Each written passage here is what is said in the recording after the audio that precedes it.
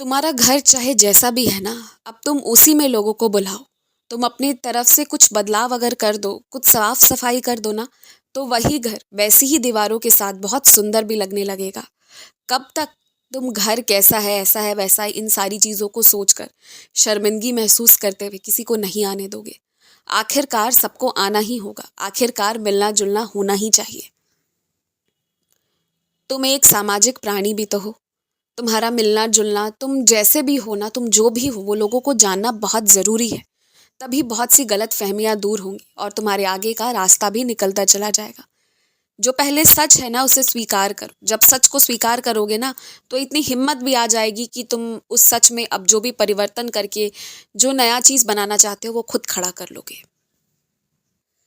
मुझे पता है कि आज तुम्हें अनुमान है कि तुम्हारी समय की अच्छी खासी बर्बादी होने वाली है। भविष्य में ऐसे किसी काम, ऐसे किसी इंसान का साथ मत देने जाना जो समय की बर्बादी करने में विश्वास रखता है।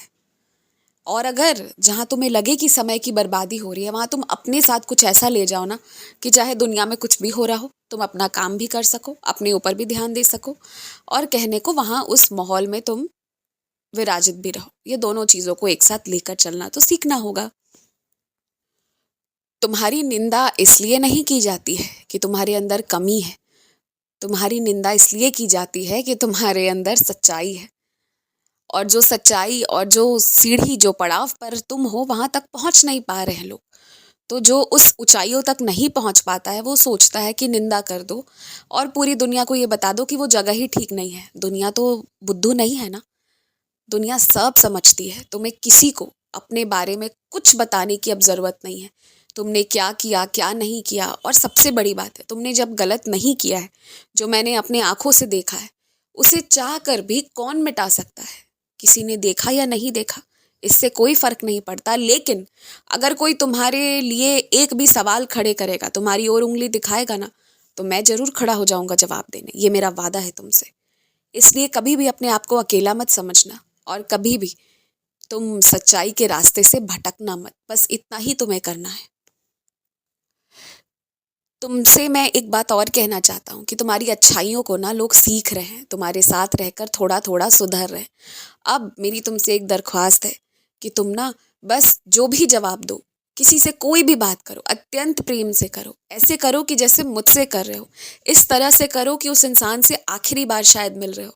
फिर जीवन में कभी मिलना हो या ना हो, इसका कुछ पता नहीं। इस तरह से मिलो सबसे। इस बात का विशेष ध्यान रखो। प्रेम फैलाओ, जितना प्रेम हो। प्रेम की सुगंध में बहुत ताकत होती है। फिर उस फूल को कोई छोड़ना नहीं चाहता। और ऐसे में ना फिर किसी से कोई लड़ाई झगड़ा कुछ भी नहीं होगा। और जिनका स्वभाव खराब भी है ना, वो भी झुक जाएंगे, वो भी सही हो जाएंगे तुम्हारे स्वभाव से। अपना स्वभाव अत्यंत प्रिय रखो, और जहाँ कोई बहुत गलत बातें कर रहा हो, तो वहां पर जवाब ना देना बेहतर समझो, या जब शांत मन हो जाए तब दो। कुछ चीजें हैं, कुछ कला है, जिसे तुम अगर अपने स्वभाव में ले आओगे तो तुम भीड़ से अलग बन जाओगे। व्यावहारिक जीवन में अच्छा बनना बहुत जरूरी है।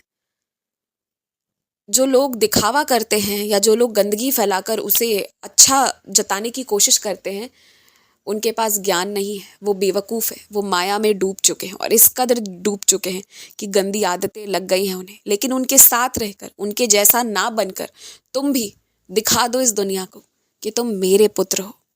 हमेशा खुश रहो, हमेशा मुस्कुराते रहो। दीर्घायु भव।